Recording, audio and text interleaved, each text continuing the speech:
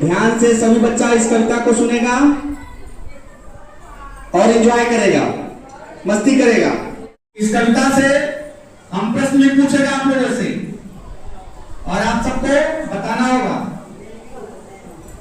भारत के दक्षिण में देखो केरल राज्य है आता, प्राकृतिक सौंदर्य से भरा सबको खूब लुभाता।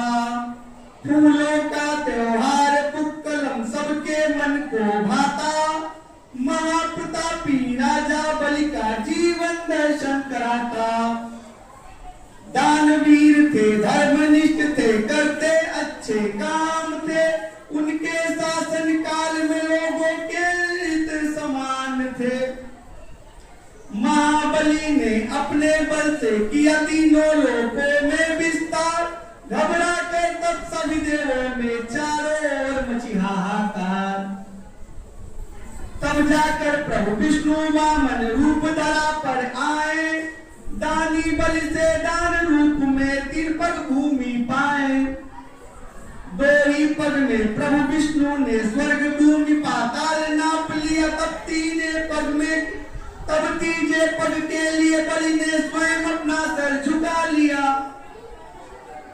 महाबली ने प्रभु विष्णु से पाया ये वरदान, ओणम के दिन हर साल महाबली आते हैं एक बार। ओणम के दिन हर वर्ष महाबली आते हैं एक बार। ये कविता आप लोगों को कैसा लगा? ये जो ओणम का त्योहार है वो भारत के दक्षिण राज्य केरल में प्रमुख रूप से मनाया जाता है। ये फूलों की रंगोली इस दिन बनाई जाती है जिसको पुक्कलम बोलते हैं। फूलों की रंगोली, जैसे हमारे यहाँ रंगों की रंगोली बनाई जाती है ना, तो वैसे वहां फूलों की रंगोली बनाई जाती है। और ये कहानी किसकी है? महाबली की, राजा बलि की कहानी है, जिसमें भगवान विष्णु ने अवतार लिया था वामन रूप में, और जो दानी महाबली थे उनसे दान के रूप में जो भी उन्होंने जीता हुआ था अपने बल से उसको वापस ले लिया। उत्तर भारत में खिचड़ी, होली, दीपावली ये सब त्योहार मनाते हैं जो हमारे मुख्य त्योहार हैं। वैसे ही दक्षिण के केरल में ओणम मनाया जाता है। ओणम में सारे जितने वहाँ के वासी हैं वो सब वापस लौट के अपने गांव आते हैं। पहले दिन को तिरुओणम कहते हैं। उस दिन सब लोग नहा के स्वच्छ कपड़े पहनते हैं। भगवान विष्णु और महाबली की पूजा होती है, जिसमें चावल का आटा और द्रोण नामक सफेद रंग का पुष्प चढ़ाया जाता है उनको। फिर सारा परिवार एक साथ बैठ के दोपहर में केले के पत्ते पर भोजन करता है।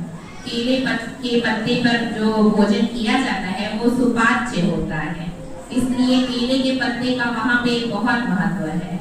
सभी लोग केले के पत्ते में भोजन करते हैं और खासकर त्योहार के दिन तो और भी। उस दिन बहुत सारे अच्छे अच्छे पकवान बनते हैं, जैसे कि हमारे यहाँ होली और दीपावली में अनगिनत पकवान बनते हैं और हम बच्चे हमेशा याद करते हैं कि कब होली आएगी हमें गुजिया खाने को मिलेगा, कब दीपावली आएगी हमको मालपुए खाने के लिए मिलेंगे। और भी तरह तरह के त्योहारों में, जैसे नागपंचमी में आप लोग मालपुआ खाते हैं, सोन की गुजिया खाते हैं। वैसे ही ओणम में वहाँ पर पायसम बनता है जो कि खीर कहते होती है, वहाँ पे उसको पायसम के नाम से जाना जाता है। और पकौड़ियाँ बनती हैं, इडली बनता है, सांभर बनता है, इस तरह के तमाम चीजें पकवान बनती हैं जो कि पूरा परिवार मिलकर एक साथ बैठ के खाता है और खुशियाँ मनाता है। तो बच्चों, आज हम लोग ओणम की इतनी अच्छी कविता सुने और ओणम के बारे में जाने, ओणम त्योहार कैसे मनाया जाता है। तो कुछ प्रश्न मैं आपको पूछूंगी, उसके उत्तर आप लोग देंगे, जिससे मुझे भी पता चले कि आप लोगों को समझ में आया या आप लोग सिर्फ गाल पे हाथ करके सुन रहे थे। तो पहला प्रश्न है बच्चों, ओणम में पहले दिन को क्या कहते हैं? चलिए, कौन बताएगा आप लोगों में से? शिखा जी, आप बताइए, ओणम में पहले दिन को क्या कहते हैं?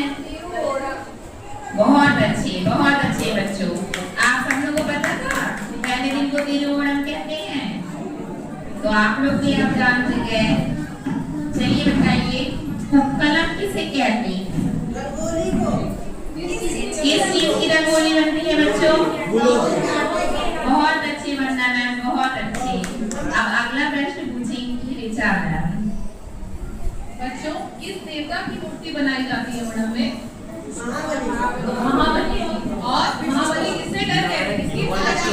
महाबली और भगवान विष्णु की मूर्ति बनाई। भगवान विष्णु की और महाबली दोनों की मूर्ति बनती है। इस त्योहार को कैसे मनाते हैं? बड़े उत्साह के साथ। और क्या क्या करते हैं? अच्छे पकवान बना करके नए वस्त्र पहनते हैं, अच्छे अच्छे पकवान बनाते हैं। इसमें कौन कौन से पकवान बनाए जाते हैं? पायसम। पायसम। पायसम क्या होता है बच्चों? खीर होता है, खीर। हम लोग यहाँ भी त्योहार में खीर बनाते हैं और दक्षिण भारत में भी खीर बनाते हैं, बस उसको क्या बोलते हैं? पायसम। पायसम। और क्या बनाते हैं मैडम जी? हाँ, पकौड़ी बनाते हैं। हमारे यहाँ तो पकौड़ी कहते हैं, वहाँ पे क्या कहते हैं? उपेरी। पकौड़ी को उपेरी। खीर